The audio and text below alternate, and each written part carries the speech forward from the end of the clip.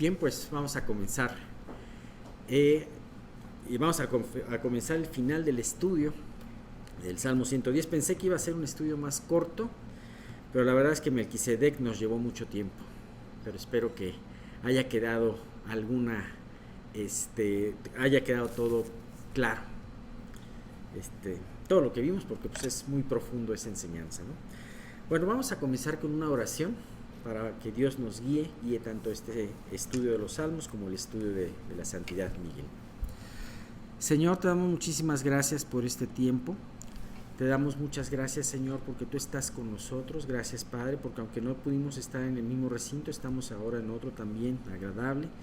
Te queremos pedir, Padre mío, que tú bendigas este tiempo en donde no haya en lo absoluto, Señor, ninguna distracción, y que podamos, Padre, estar escuchando.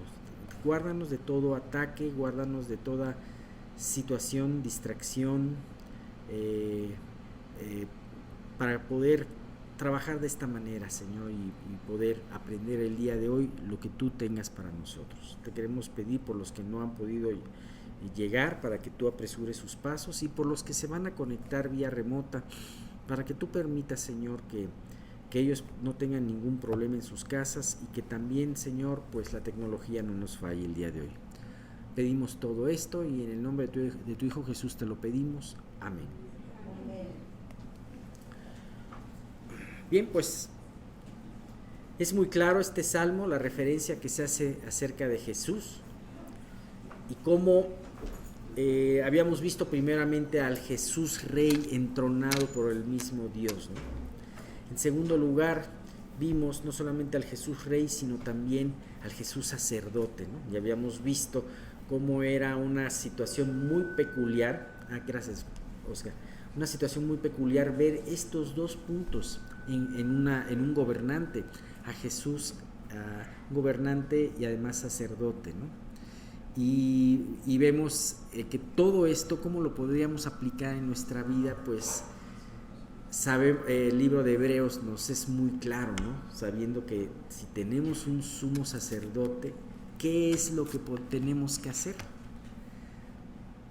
Llegar al trono de la gracia, con toda confianza, para poder alcanzar misericordia. Si Dios fue capaz de sacrificar a su propio Hijo para que nosotros nos acercáramos, entonces, ¿qué estamos haciendo con esta tremenda verdad? ¿Nos estamos acercando o no lo estamos haciendo? ¿De qué manera nos acercamos? ¿Lo hacemos de una manera superficial o lo hacemos viendo la magnitud que esto tiene, ¿no? Y bien, pues a mí me gusta mucho cómo la palabra habla de muchas imágenes, muchos símbolos, muchos tipos, ¿no? Y justo habíamos visto lo importante, podríamos hacer muchas especulaciones de quién fue Melquisedec, pero la Biblia deja un silencio muy fuerte con respecto a la persona de Melquisedec, para que nosotros no nos distraigamos en otra cosa más que en lo que nos quiere enseñar ese comparativo de Melquisedec con Jesús en cuanto al ministerio y en cuanto a la labor que él hizo, ¿no? Y bien, pues ahora nos queda la parte final y vamos a ver un rey, pero no es un rey que le gusta vivir en los palacios, no es un rey que le gusta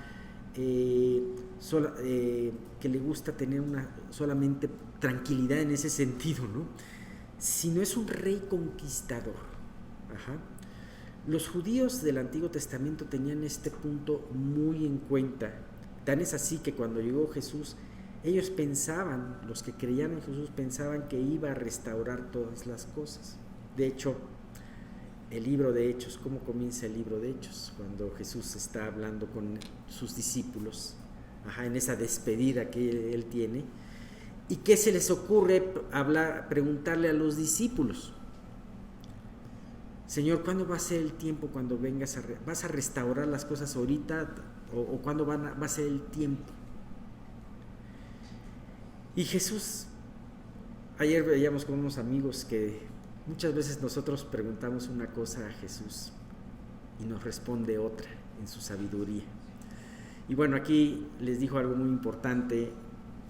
O sea, no se preocupen, no les compete a ustedes saber los tiempos ni las sazones que solamente el Padre en su potestad sabe. Pero sin embargo les da una cosa muy importante: pero me seréis testigos en Judea, en Samaria y más allá, ¿no? Y entonces, ¿en qué situación Dios quiere que nos concentremos, ¿no? Precisamente en la situación hacia donde Él dirige la enseñanza. Y bien, pues aquí vemos a un Jesús como rey conquistador. Y fíjense, vamos a ver de los versículos 5 al 7. De los versículos 5 al 7.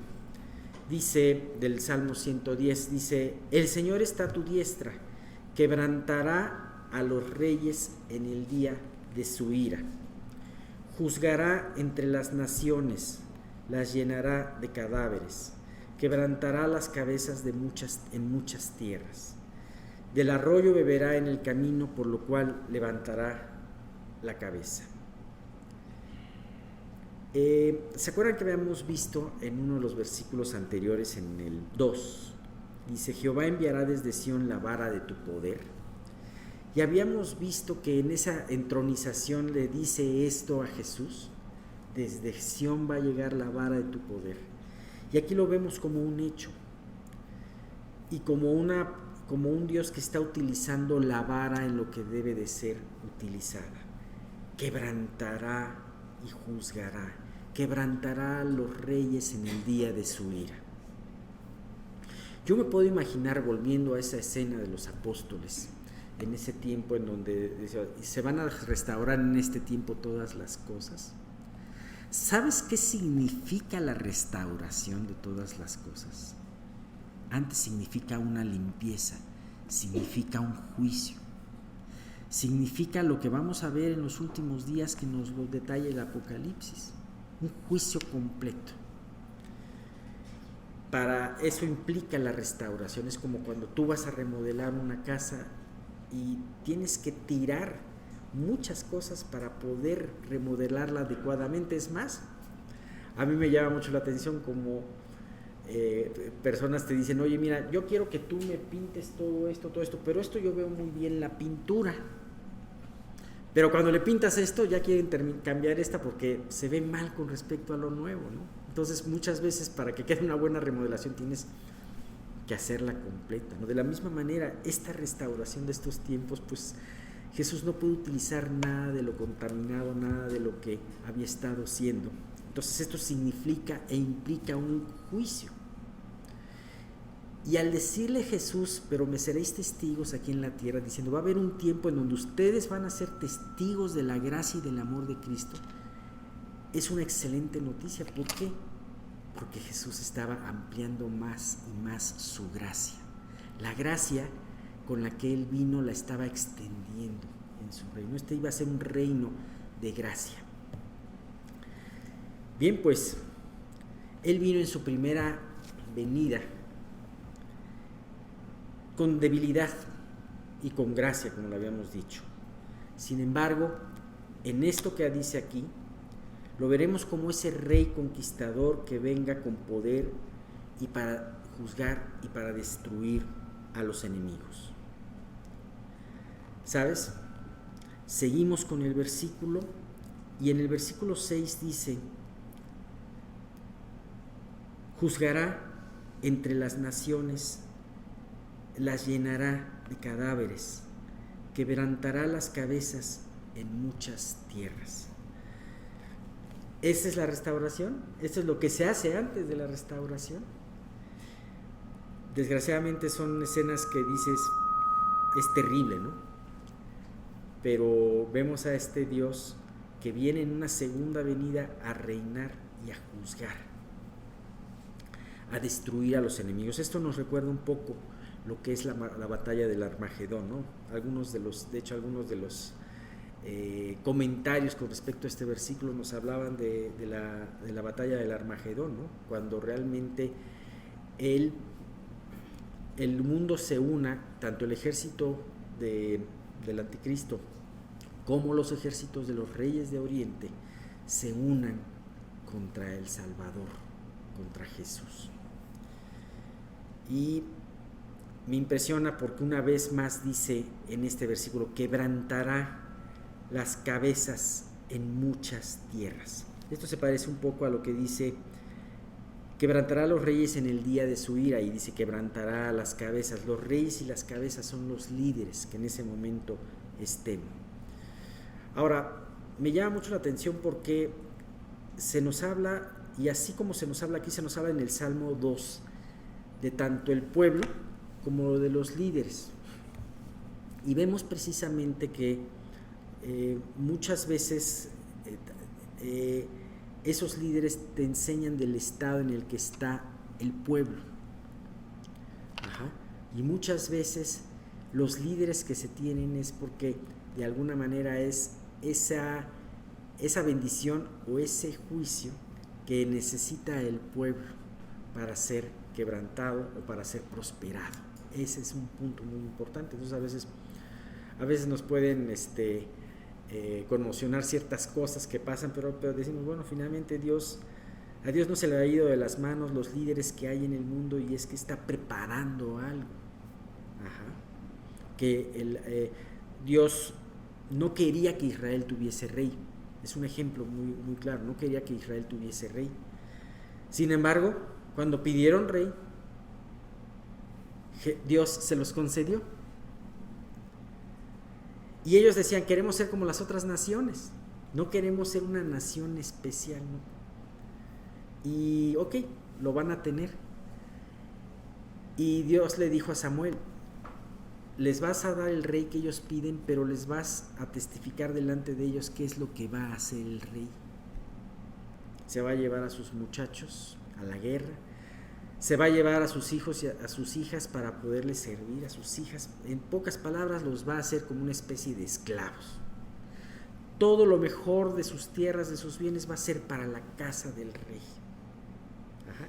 Y tú puedes ver que eso se cumplió en Saúl, se cumplió en David, se cumplió en Salomón y se cumplió en los demás reyes. Pero el pueblo lo pedía. Y ahora sí, como decía un anuncio, porque usted lo pidió, dice, pero el pueblo finalmente lo pedía. Entonces, una parte muy importante del juicio va a ser juzgar las cabezas. De hecho, las cabezas son las que mayor juicio van a recibir. ¿Por qué? Porque de alguna manera son las que más influencia tuvieron, las que más responsabilidad tuvieron en ese sentido, ¿no? Y vemos hoy en día cómo las cabezas de este mundo han menospreciado grandemente a Dios. Ajá. Cómo lo han negado, cómo han negado sus principios y cómo han negado tantas cosas, ¿no? Y entonces este juicio para estas cabezas se va a llevar a cabo. Dice el Salmo 2, versículos 2 al 3. Fíjate, hablando de estas cabezas, dice, se levantarán los reyes de la tierra y príncipes consultarán unidos contra Jehová y contra su ungido, diciendo, rompamos sus ligaduras y echemos de nosotros sus cuerdas. Esto es un ejemplo muy claro de la filosofía del mundo, pero también de la filosofía que tienen los líderes del mundo. Hace mucho tiempo una persona comentaba que en el día que se inauguró la ONU se trató de hacer una oración. Alguien dijo que se haga una oración para que Dios bendiga este esfuerzo después de una guerra muy pesada que tuvimos. Y alguien dijo, no, porque se van a ofender los ateos. Se van a ofender los que no creen en Dios.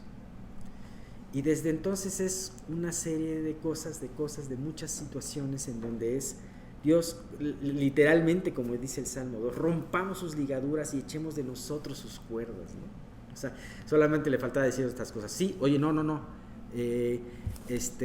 ¿Cómo se llama?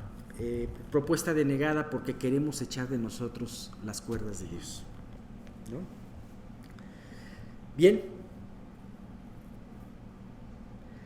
Sin embargo, llegará el tiempo de la retribución de nuestro Dios. Y ese tiempo lo habla este salmo, y habla también el Salmo 2, del que estamos haciendo algunas referencias, ¿no? Y estos poderes quedarán derribados y estarán, volviéndome al versículo número 1, a los pies de nuestro Señor. Dice, hasta que ponga tus enemigos por estrado de tus pies. Qué impresionante. Tú puedes escoger de alguna manera. Dios te da la oportunidad de decir, ¿quieres estar a la diestra de Jesús? ¿Quieres tener a Jesús a tu diestra? ¿O quieres estar apachurrado por los pies de Jesús? Y esa es una justicia de Dios impresionante y llena de sabiduría. Aquellos que reciben hoy en día, por causa de Jesús, humillación y vituperio, en el tiempo de la eternidad, en el tiempo del reino de Jesús, van a compartir el trono con Jesús. Es una promesa maravillosa. Mientras que aquellos que se ensorbecieron en contra del Creador y en contra de nuestro Salvador, quedarán pisados, quedarán como estrado de sus pies. El Salmo 2 continúa relatándonos esta reacción de nuestro Señor. No se queda solamente en esa parte en donde dice, rompamos de nosotros y echemos de nosotros sus cuerdas, rompamos sus ligaduras, sino cuál es la reacción de Dios, de ese Dios conquistador que estamos viendo aquí. El Salmo 2 del 4 al 5 dice, el que mora en los cielos se reirá, el Señor se burlará de ellos, luego hablará a ellos en su furor y los turbará con su ira. Y una vez más, en el versículo 9 del mismo Salmo 2 dice, habla de esto mismo que estamos hablando, de la vara de Dios, la vara que habla de su poder, pero también habla del juicio y del quebranto. Los quebrarás con vara de hierro, como vasija de alfareros los desmenuzarás. Ciertamente, este es un salmo muy hermoso que nos habla de estas tres características de nuestro Señor: como rey coronado, como sacerdote que intercede por el hombre, pero también como un conquistador que va a retribuir, que va a hacer retribución con respecto a sus enemigos, a los enemigos de él, a los enemigos de la palabra y a los enemigos de su pueblo. Conforme pase el tiempo en estos días, vamos a ver cada vez mayor persecución en contra de las personas que quieren vivir para Dios. Hoy por hoy, todo el que quiera vivir para Dios tiene que enfrentarse a muchas cosas y tiene que sobrellevar un dolor fuerte por lo que se está viendo alrededor. Hay lugares en donde no se puede mencionar a Dios. Hay lugares en donde eres escarnecido si lo haces. Sin embargo, vemos que es impresionante, todo esto terminará y terminará quizás pronto, quizás muy pronto, y veamos cómo precisamente Dios con su vara quebrará, y no solamente entonces quebrará a los líderes, sino quebrará a aquellos que siguieron a esos líderes. Así que no olvidemos estas maravillosas promesas, las cuales nos revelan que siempre en Dios tendremos victoria. Hoy en día podemos ver y volvemos a este mundo con sus filosofías y con sus líderes que se levantan en contra del Altísimo Dios. Se denosta el nombre de Dios. ¿Sabes? Ya no se nombra de Dios, ya le dice religión. Dice, bueno, es que eso es porque tienes un pensamiento religioso, o eso es porque tú eres muy religioso, o es como la religión. Ajá. Y ya ni siquiera se dice Dios. Pero es impresionante, Dios no ha dejado de ser altísimo.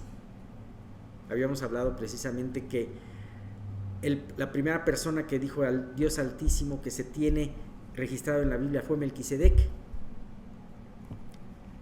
Y eso llevó a Abraham a también decirle Dios altísimo. Poquito tiempo después que le dice al rey de Sodoma, le dice, juré por el nombre del Dios altísimo. Abraham no se había referido así a Dios. Ajá.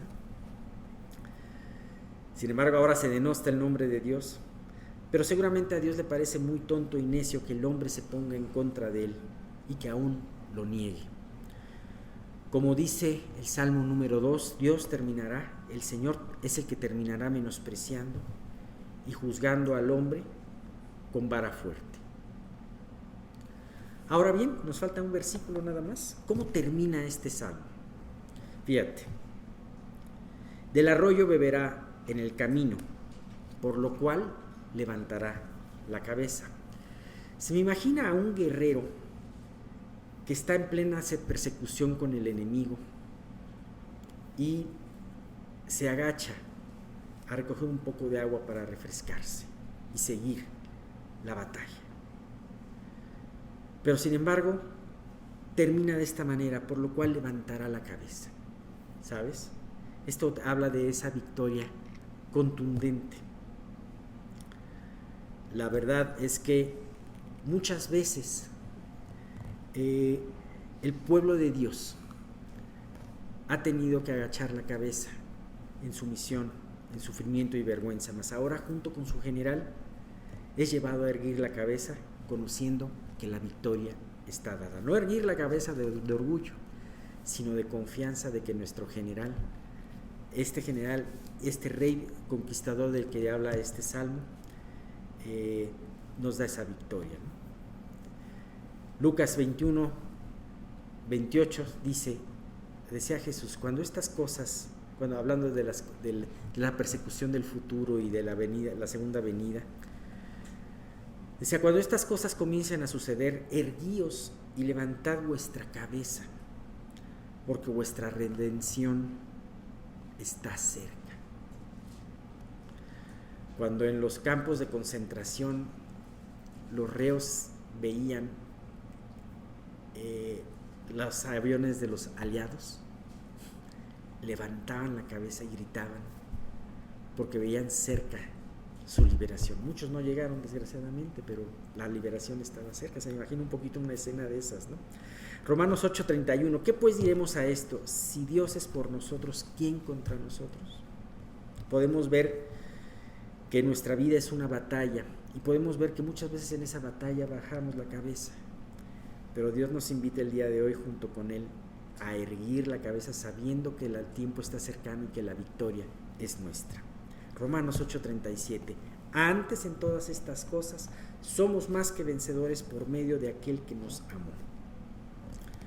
Bien, en todo este salmo hemos visto esta naturaleza de Dios, de Jesús como un rey, como un sacerdote y como un guerrero victorioso. Así que tengo mi confianza en que Dios pueda a través de todo esto recordarnos estas características y llevarnos a que todo esto caiga como esa agua que tomas antes de seguir la batalla y pueda refrescar nuestras vidas para poderla seguir. Bien, confiando en que a pesar de las adversidades y grandes poderes que podemos enfrentar, la victoria está dada por Él. Bien, aquí terminamos el Salmo 110 y Dios mediante nos vemos el próximo domingo. Pues bien, como recordarán, la vez pasada vimos la introducción al estudio de la santidad de Dios. Y yo espero que conforme vayamos avanzando en este estudio, pues vayamos tomando una mayor conciencia de lo que es esa santidad, porque cuando la comprendamos con mayor profundidad, sin duda alguna, más santos seremos porque más nos queremos parecer a Él.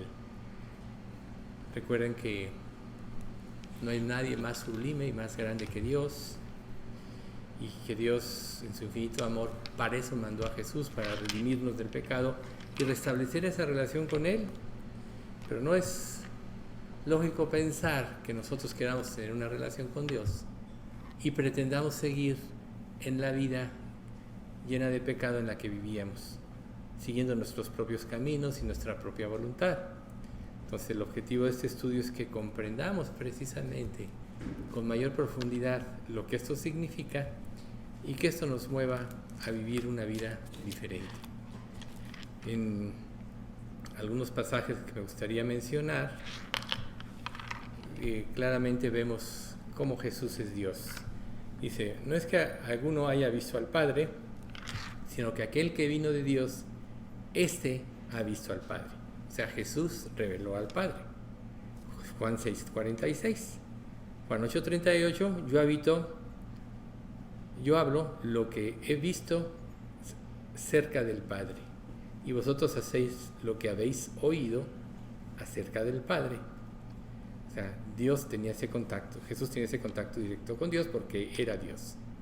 Si me conocierais, también a mi Padre conocerías, y ahora le conocéis y le habéis visto. Y lo que le dijo a Felipe, Jesús le dijo, tanto hace que estoy con vosotros y no me has conocido, Felipe. El que me ha visto a mí, ha visto al Padre. ¿Cómo pues dices tú, muéstranos al Padre? Estos pasajes yo decidí ponerlos como un inicio de esta parte que vamos a ver de la santidad de Dios, porque prácticamente a través de la Biblia, a través de la vida de Jesús, de los evangelios, nosotros conocemos al Padre. De hecho, todo el Antiguo Testamento denota a Jesús, pero también nos muestra el carácter de Dios. Y si nosotros nos despejáramos un poco la mente de tantas angustias o rebeliones que hay entre nosotros, de tanta mala conciencia, podríamos ver con mayor precisión la santidad de Dios, y esto nos permitiría anhelarla. Sin embargo, nosotros vemos que si todavía nos conquista el pecado, nos subyuga, etcétera, es porque todavía no hemos sido totalmente transformados de esencia a la semejanza de Dios. Y Dios, pues una de las cosas que promete cuando nosotros nos convertimos es que vamos a ser transformados. Entonces, nosotros tenemos que establecer aquí algo muy importante. Esta unidad del Padre, Hijo y el Espíritu Santo, que trabajan conjuntamente como un solo ser para redimir a la humanidad, para edificarla y para establecer esa relación. Pero esta relación no se va a restablecer plenamente hasta que nosotros aprendamos a ver y a pensar como Dios ve. Y la única manera de hacerlo va a ser ver a través de las Escrituras el poder de Dios. Entonces mi consejo sería que ya no estemos luchando con tantos afanes de la vida. A final de cuentas, si nosotros sabemos que Dios es soberano, cada circunstancia en la que vive cada uno de nosotros es la que Dios quiere que tengamos, aunque no la entendamos. Pero sí tenemos que confiar, y eso es lo que Él nos pide, que tenemos que confiar en su soberanía, porque Él no se equivoca, porque su voluntad es buena, es agradable y es perfecta. Y aunque tengamos que padecer por un poco de tiempo, un día, todo lo que hayamos padecido en esta vida, en nada se comparará con las glorias que vendrán. Que cuando estemos viviendo quizá toda esta vida que nos toca vivir a cada uno durante los años que Dios nos conceda, solo sea un recuerdo o como una pesadilla, pero ante la gloria del Señor, ante la eminente gloria del Señor, todo lo que es este mundo no vale nada. Entonces, ¿por qué nos atrae tanto? ¿Por qué no queremos soltar?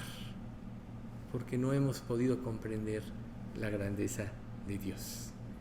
Recuerden que Jesús dijo en Juan 10:30, yo y el Padre uno somos. Ahí está, yo y el Padre uno somos. Y aquí pues prácticamente se está denotando la idea de la santidad de Dios.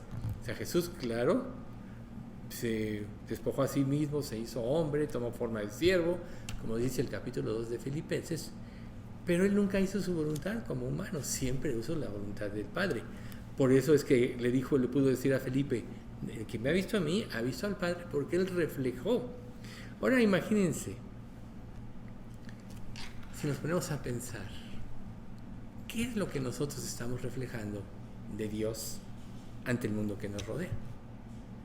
O sea, lo que tú vivas, no lo que tú pienses, o lo que tú leas, o lo que tú memorices. Lo que tú vivas es lo que estás reflejando de Dios.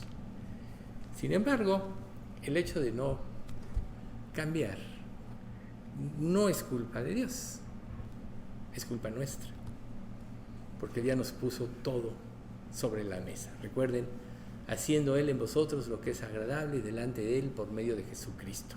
Hebreos 13:21. Y Lucas 1:49, porque me ha hecho grandes cosas el poderoso, santo es su nombre. Es lo que dijo María. Me ha hecho grandes cosas el poderoso. La escogió para ser la instrumento que Dios iba a usar para venir su Hijo al mundo. Entonces, si Él es santo, lo triste es que no haya sido tratado con reverencia sobre la creación. A mí me causa una impresión muy grande el cuestionamiento que Dios le hace al pueblo de Israel en Malaquías, que me gustaría leérselos porque yo creo que es muy importante, porque muchas de estas cosas quizá nosotros estemos viviendo.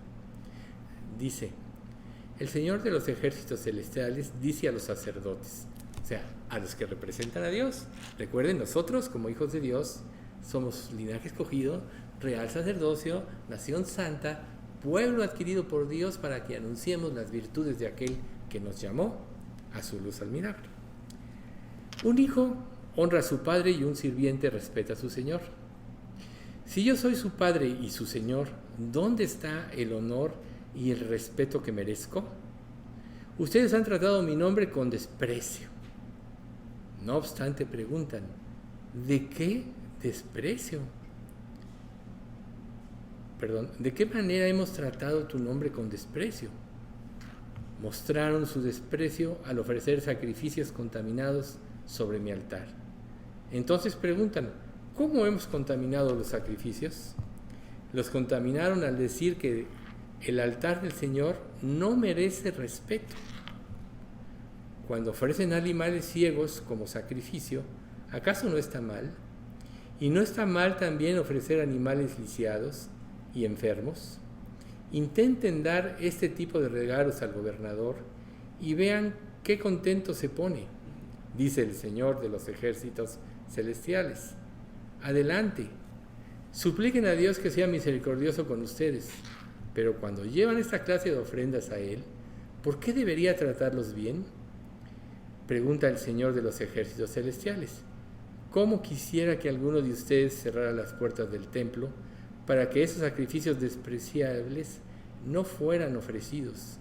No estoy nada contento con ustedes, dice el Señor de los ejércitos celestiales, y no aceptaré sus ofrendas. Sin embargo, mi nombre es honrado desde la mañana hasta la noche por gente de otras naciones. En todo el mundo ofrecen incienso dulce y ofrendas puras en honor de mi nombre, pues mi nombre es grande entre las naciones, dice el Señor de los ejércitos celestiales. Y aquí la pregunta que empezamos a hacer es, ¿qué tan grande es Dios para ti? Tú puedes en tu mente decir, no, pues no hay nadie más grande que Dios. Dios es soberano sobre todas las cosas. Pero así como Él reclama de las ofrendas dañadas o de las ofrendas de baja calidad, así cuando nosotros mencionamos el nombre de Dios y no estamos dando honra a su nombre con nuestras vidas, realmente lo estamos menospreciando. Quizá aquí sería el primer punto sobre el cual nosotros tendríamos que empezar por arrepentirnos. No hemos cumplido nuestro compromiso con Dios. No le hemos sido lo suficientemente fieles de acuerdo al sacrificio tan grande que Él hizo por nosotros. No hemos llevado la vida de santidad que Él merece para que honremos su nombre. Y vamos a ver algunas razones de por qué eran indignos estos sacerdotes. Aquí estamos hablando ya no del pueblo incrédulo. De hecho, la responsabilidad de los sacerdotes era llevar el pueblo a Dios. Presentaban lo que más les convenía, o sea, daban lo que menos les costaba. Acuérdense de la ofrenda de la viuda y la ofrenda de los demás. Y Jesús dijo, esa viuda dio más que todos, aunque fue la que dio menos en cantidad, porque dio de su sustento, o sea, dio parte de sí misma. Todos los demás le daban lo que les sobraba. Número 2, eran negligentes. No les importaba la forma en que ofrecían sacrificio. Por tanto, menospreciaban a Dios. O sea, si Dios es el gran rey, ¿no acaso merece lo mejor de lo mejor? ¿Y qué es lo mejor de lo mejor que podemos ofrecerle a Dios? Nuestra vida, nuestra consagración verdadera, ¿sí? No dejarlo al último cuando apenas ya nos sobra tiempo, o ver a la ligera, tomar a la ligera la relación que tenemos con Él, aún leyendo la Biblia. Porque ¿qué te sirve leer la Biblia si tu vida no cambia? ¿De qué te sirve que Dios te diga ama a tu prójimo para que cuando tienes cualquier problema, cualquier desaveniencia, cualquier persona te confronta, tú ya cambias tu actitud contra ella? ¿Dónde está? Si Dios dice que la característica entre los hijos de Dios es el amor no fingido, entonces le estamos dando honra así. Pues así eran de desobedientes los sacerdotes, o sea, eran desobedientes.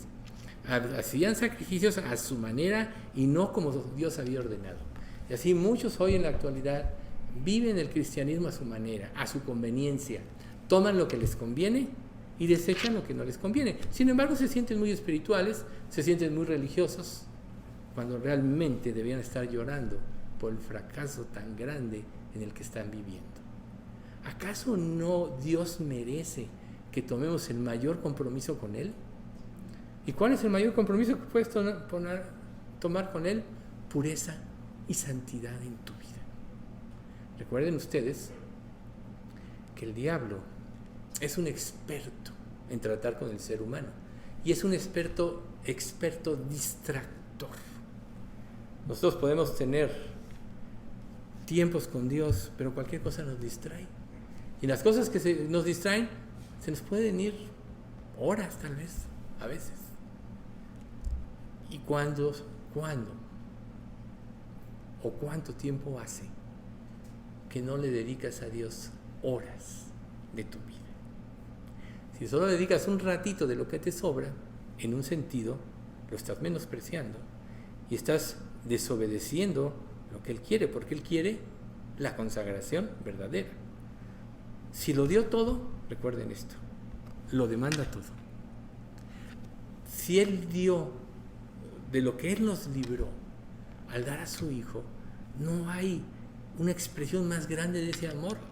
No debía ser nuestra respuesta. Y bueno, 2 Corintios 5, 14, 15 siempre la mencionamos, ¿no? El amor de Cristo nos constriñe pensando esto, que si uno murió por todos, luego todos murieron, y por todos murió para que los que viven ya no vivan para sí, sino para aquel que murió y resucitó por ellos. ¿Vives así? ¿O vives para ti? O sea, o si Dios no te complace en lo que tú le pides, en lo que tú quieres, lo menosprecias porque no actuó conforme a tu pensamiento, conforme a tus ideas. Por lo que podríamos decir que todos los sacerdotes de ese tiempo prácticamente establecían sus propias condiciones y términos y su propia forma de hacer las cosas. Analiza tu vida. ¿Cómo está esa relación con Dios?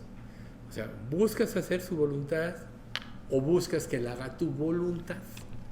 Cuando cuando te presentas ante Él para hacer una petición, ¿estás pensando que su respuesta va a ir de acuerdo a su voluntad, que es buena, agradable y perfecta?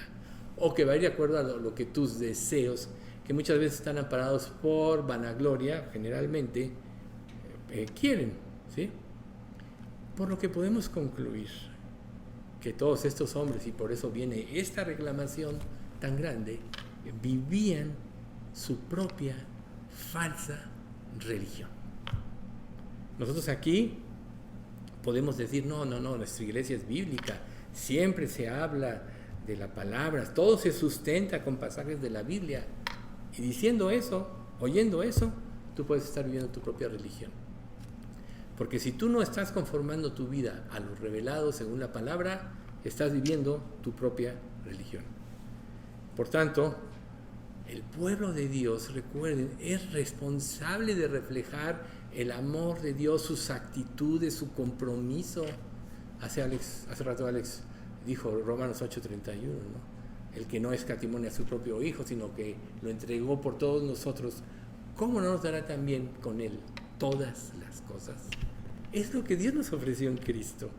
Sin embargo, tú puedes estar pensando que tienes carestías, y eso te hace quitar precisamente tus ojos de Dios, y en tu relación con los demás, aunque no quisieras, todos esos aspectos de inconformidad, de entrega superficial, de superficialidad, bueno, ya lo dije, entrega superficial, de una relación de conveniencia, se van a reflejar en los demás. Por eso Dios le decía a Israel, el pueblo de Dios, mi nombre es blasfemado por causa de vosotros, porque quien debía dar a conocer al mundo, a Dios al mundo, era Israel, y fracasaron rotundamente. Ahora vemos las iglesias llenas de gente, llenas de promesas falsas, llenas de motivaciones que solo elevan las emociones, y no hay nada, ni siquiera gente salva.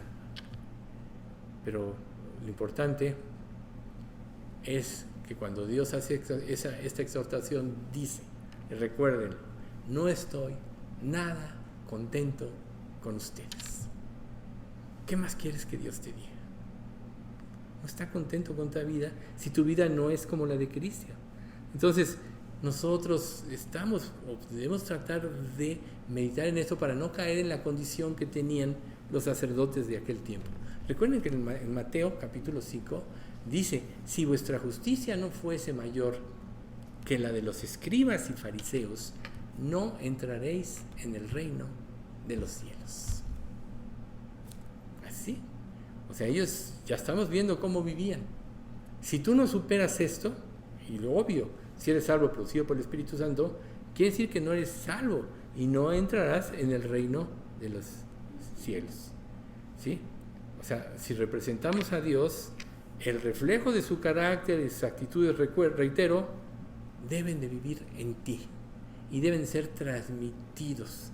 Porque ¿qué gana a una persona? Lo que tú le digas con palabras. Recuerda, el intelecto va al intelecto. El intelecto no gana las almas. La gana la convicción que produce el Espíritu Santo, y la convicción que produce el Espíritu Santo se da por medio de la palabra. Recuerden, así que la fe es por el oír y el oír por la palabra de Dios. Por tanto, si tú no conjugas tu vida, la palabra, y confías en el poder de Dios, es un fracaso todo lo que hagas. Entonces, ¿de qué sirve que digas que sirves a Dios?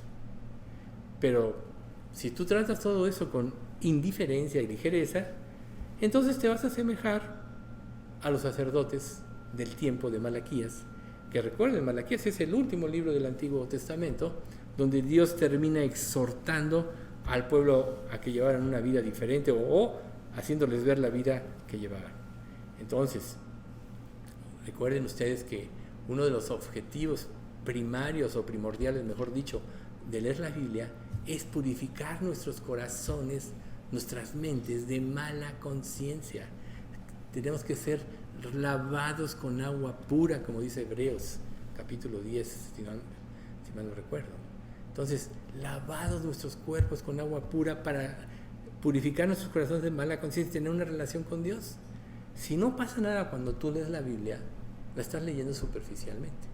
No estás en el espíritu que debes de tener para tener esa relación con Dios, porque nosotros nos comunicamos con Dios a través de su palabra, porque es a través de su palabra donde Él revela y reveló su voluntad. Entonces, eso te debe llevar a reverenciar a Dios adecuadamente, y si no lo estás reverenciando como Él lo merece, entonces estás pisoteando su nombre, lo estás metiendo con la suciedad de este mundo. ¿Y por qué digo esto? Porque ¿cómo trata a este mundo a Dios? Lo usan con dichos, y dichos que la verdad, o sea, son muchas veces hasta vulgares, ¿no? Podríamos decir que es una plataforma para la obscenidad, lo que este mundo hace, nombrando el nombre de Dios, porque no tiene ni idea de cómo se reverencia a Dios.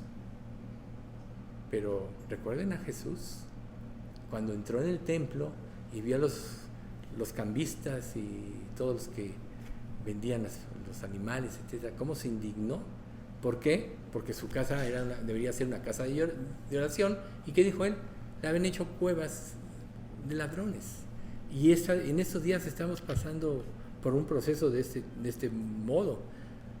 Así que el respeto que este mundo tiene por Dios evidencia la manera en que el mundo usa su nombre.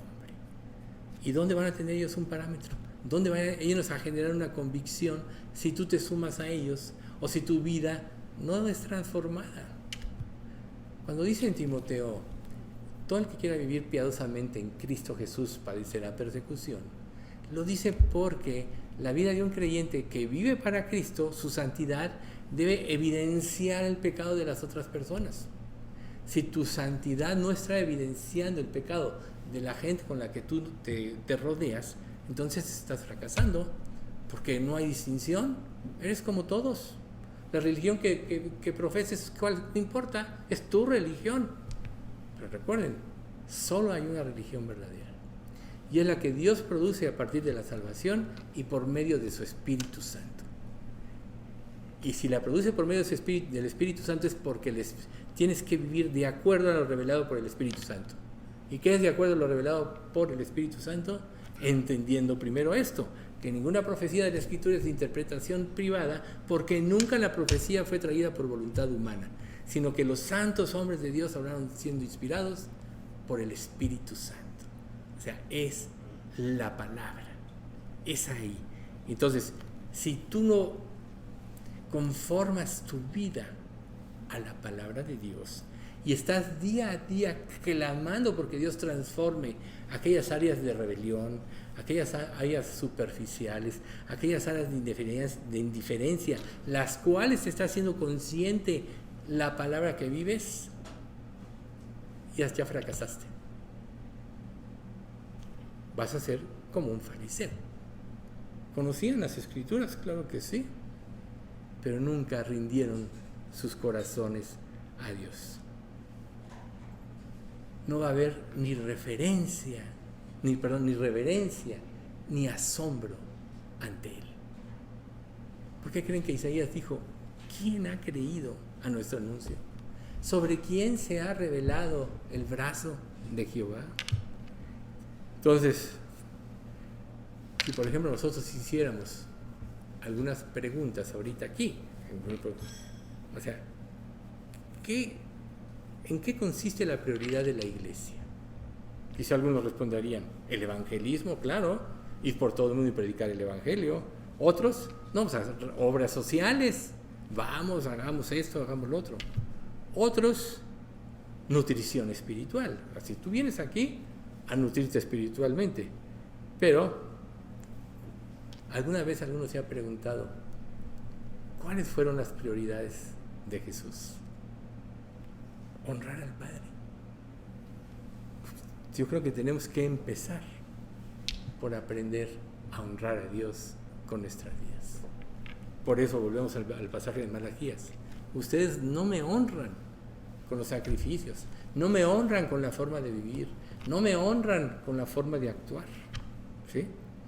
Y entonces precisamente por eso es que Jesús, estando aquí en vida con sus discípulos, los enseñó a orar y estableció a través del Padre Nuestro un modelo de oración.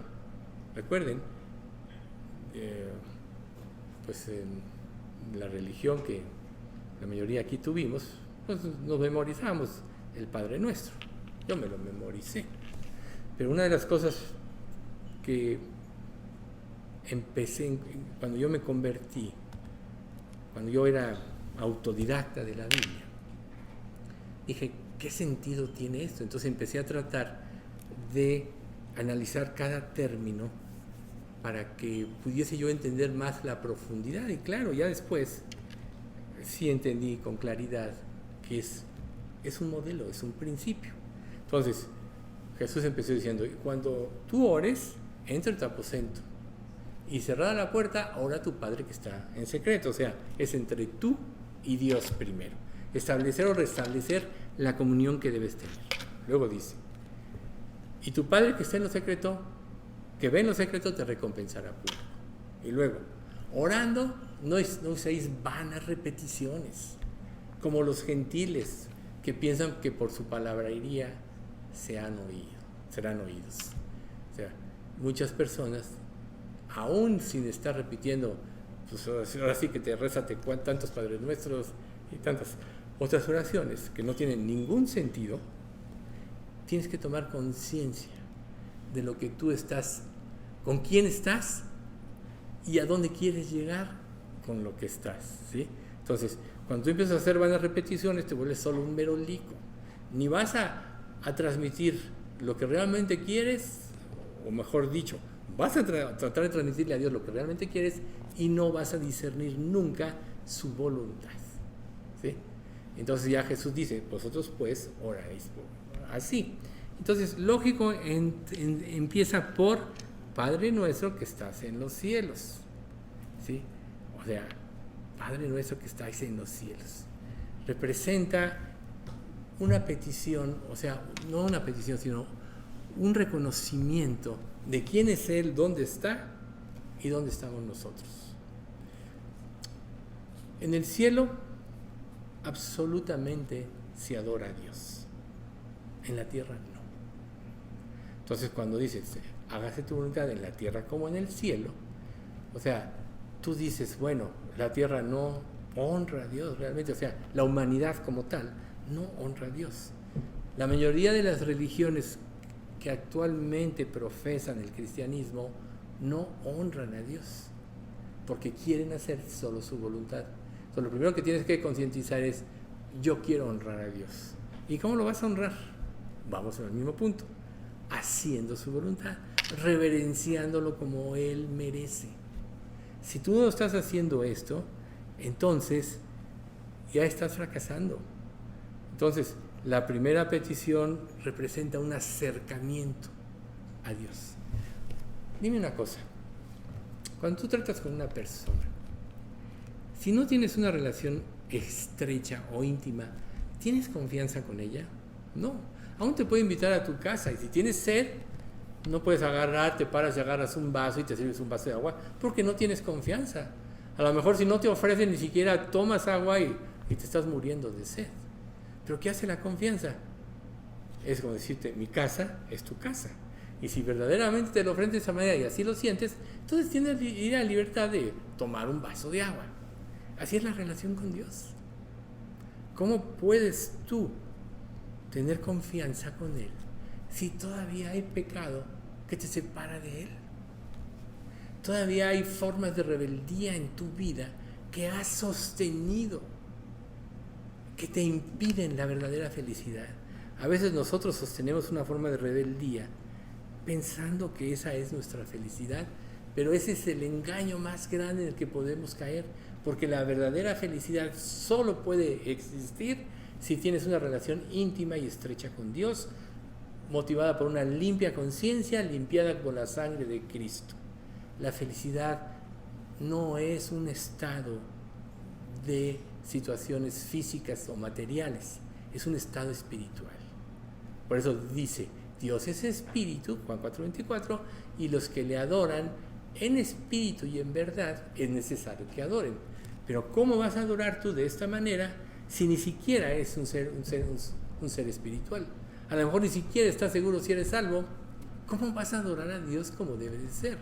Pero cuando tú ya eres salvo, tú tienes el Espíritu Santo que te guía a la verdad. Recuerden, Dios tomó ese compromiso, lo acabamos de decir hace poco, y pondré dentro de vosotros mi espíritu y yo haré que andéis en mis estatutos, yo haré que guardéis mis preceptos, yo haré que los pongáis por obra. Ese compromiso lo toma Dios. Y si tú no estás cambiando, está fallando Dios o no tienes una relación con Dios. ¿Ustedes creen que todos esos sacerdotes fariseos realmente eran salvos? Claro que no. Jesús les dijo, si ustedes guardaran la palabra, ustedes me amarían porque de mí habló el Padre. Pero lo odiaban. Cuando le hacen el juicio, rompieron una serie de reglas que ellos como sacerdotes debían cumplir para mantener la pureza espiritual en Israel. Querían deshacerse de él. Así como si alguien te dice algo y te causa incomodidad y no lo reconoces, tú te quieres deshacer de él como sea, porque te causó molestia. Así somos los seres humanos. Pero cuando tú reconoces, es diferente. Entonces vas a ser agradecido, ¿sí? O sea, ¿cuán agradecido eres tú con Dios por las pruebas que estás viviendo hoy por hoy?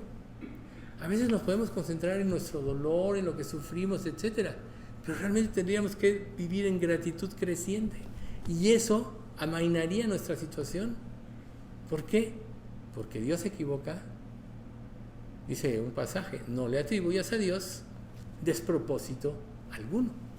Por tanto, la gratitud es una de las cosas importantes para empezar a tener comunión con Dios. Confianza en Él. Confianza en su amor te va a permitir acercarte a Él sabiendo que no hay ser más inteligente que Él, y que Él es el único que sabe cómo se van a cumplir en nosotros la palabra de Dios. Cuando Jesús estaba con sus discípulos, les dice, primero les lava los pies, Pedro le dice, lávame todo el cuerpo, pero luego Jesús les dice, ya vosotros estáis limpios por la palabra que os he hablado. Por tanto, es la palabra lo que limpia nuestras vidas, ¿sí?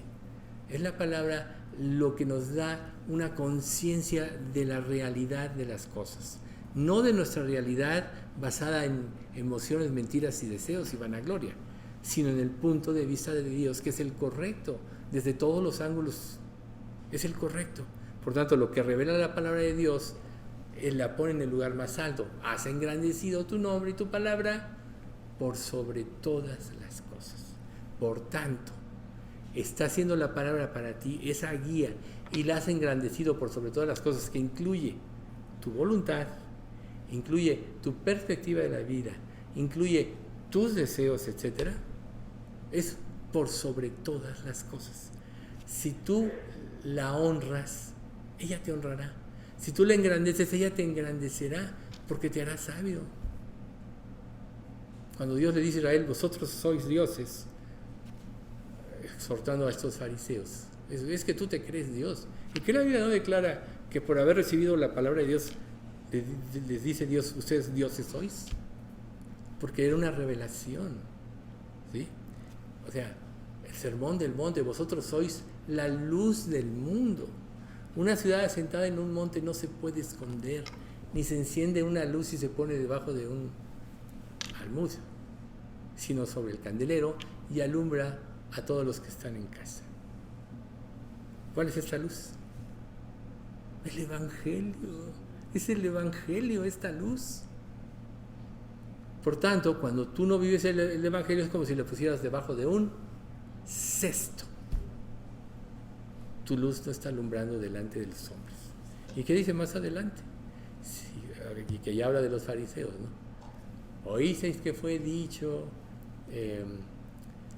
¿cómo dice? Ni una jota ni una tilde pasará de la ley. Pero os digo que si vuestra justicia no fuese mayor que la de los escribas y fariseos, no entraréis en el reino de los cielos. Ahí está. Por tanto, en nuestra relación con Dios, debemos primero aprender a alabarlo por lo que Él es, y eso te va a depurar tu mente. A lo mejor, por eso de las vanas repeticiones, a lo mejor tu mente está llena de cosas, y quizás muchas de ellas a tu juicio justificables, porque estás lleno de angustia. Pero ante su presencia, todo se disipa. Todas las vanidades ilusorias. Recuerden, los que siguen vanidades ilusorias, su misericordia abandonan. Tenemos que limpiar nuestra mente de todas esas cosas al presentarnos delante de Dios, ver su santidad y alabarlo como Él merece. Tenemos que clamar por el avance del reino, claro. O sea, he aquí, dice la Escritura, yo hago una obra en estos días que si os la contare, no lo creías. Nadie entiende a la fecha, aunque tengamos anhelos de que el Señor ya venga, etcétera, la obra que Dios está haciendo. Pero la realidad es que mientras nosotros estemos en este mundo, es porque Dios todavía tiene un propósito para nuestras vidas.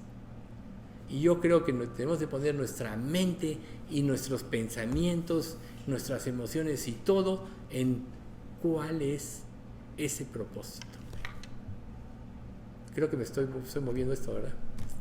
¿Cuál es este propósito? Yo voy a salir a la mitad. Mejor voy a bajar el pie. ¿Cuál es este propósito? ¿Cuál es este propósito para tu vida? ¿Sí?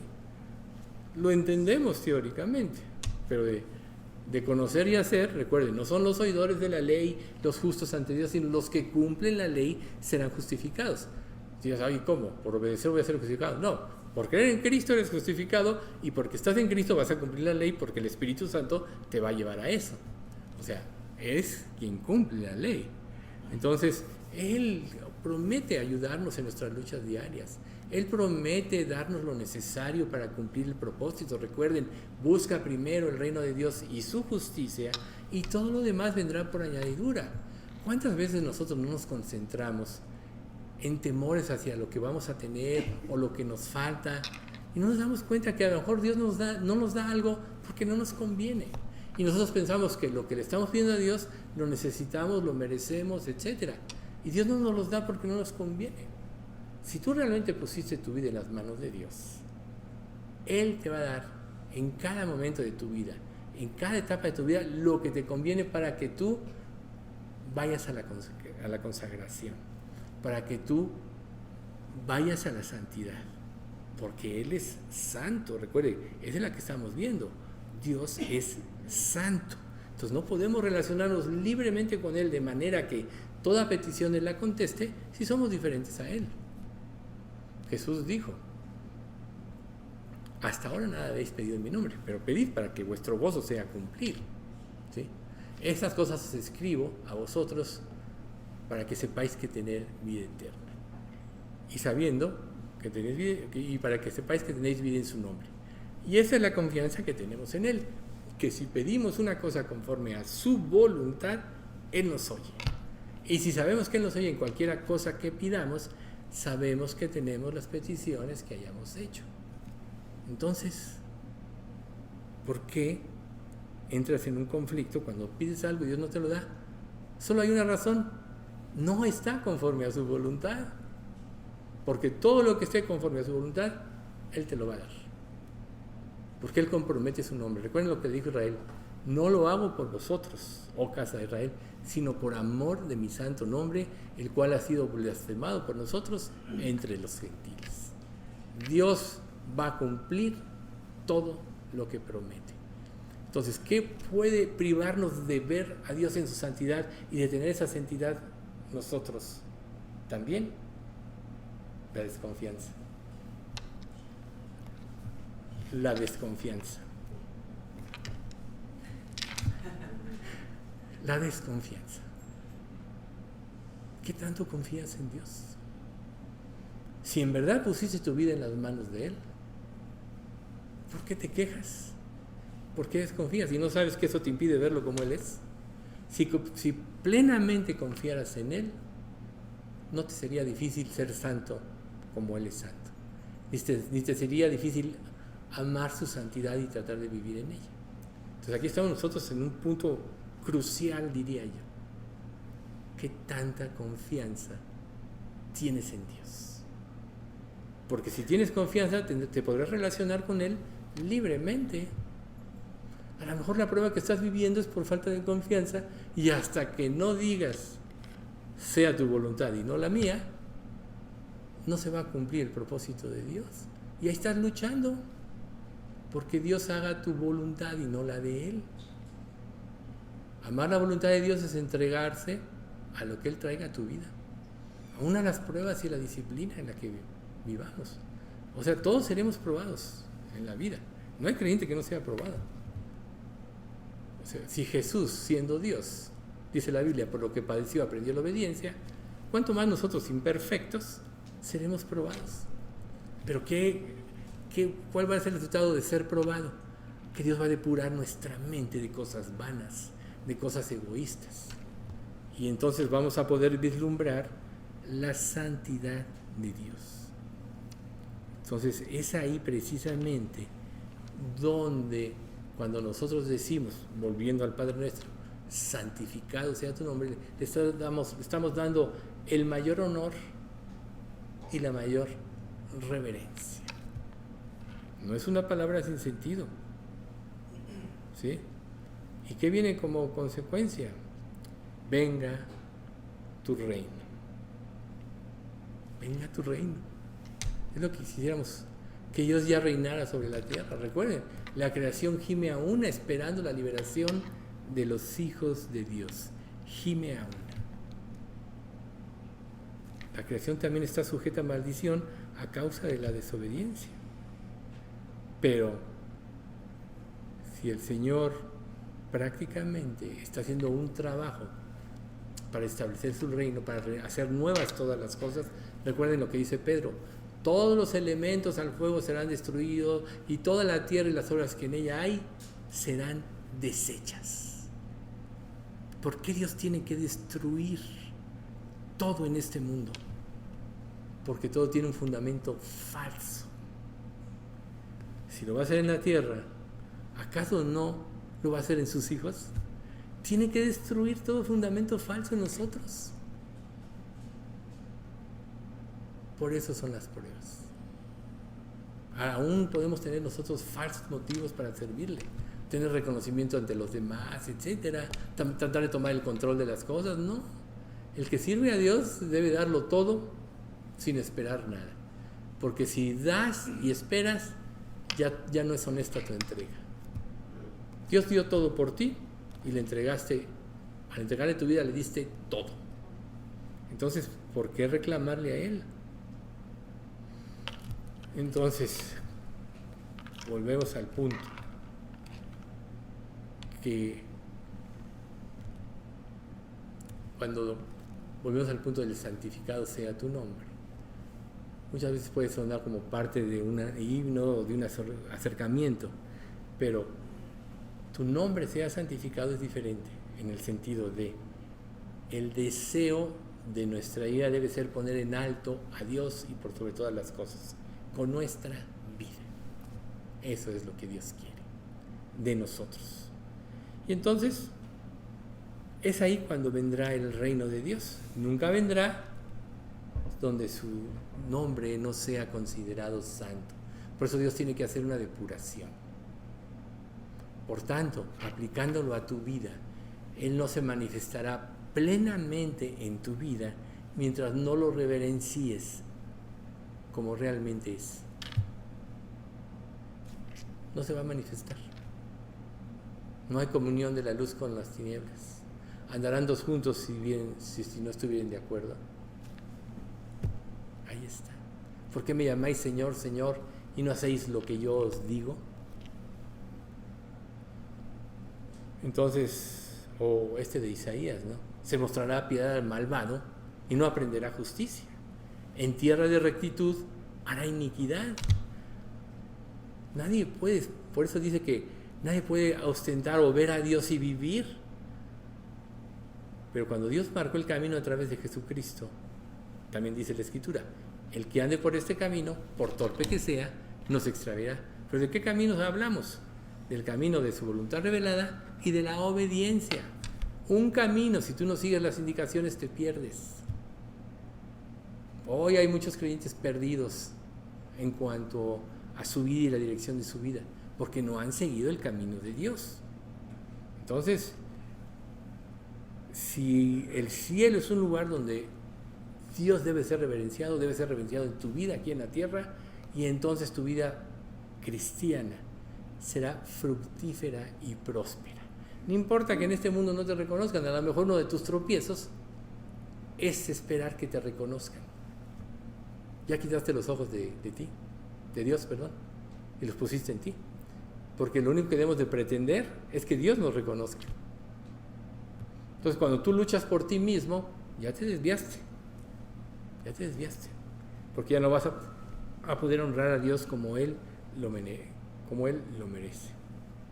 Entonces, tenemos que aprender a asimilar el carácter de Dios, lo que es la persona de Dios, para poder entonces relacionarnos con Él con mucho arrepentimiento. Ay, le vamos a dejar por hoy. Vamos a dar gracias. Señor, te queremos dar muchas gracias por este estudio. Gracias, Padre, por que tú nos has permitido empezar a ver este estudio que involucra el conocer de una manera más profunda tu santidad. Ahora queremos pedirte, Señor, que verdaderamente nos hagas consciente de todo lo que oímos hoy para depurar nuestras vidas de pecado, de maldad, de seguir nuestros propios caminos y nos enseñes a seguir el camino de tu voluntad. Señor, nos ponemos en tus manos como personas, como iglesia, para que tú nos muestres, nos purifiques y nos limpies. Y te pedimos que tú también hagas esta obra en todos los que no pudieron asistir hoy. Señor, guarda a nuestra iglesia en la sana doctrina. Te pedimos todo esto en nombre de Cristo Jesús.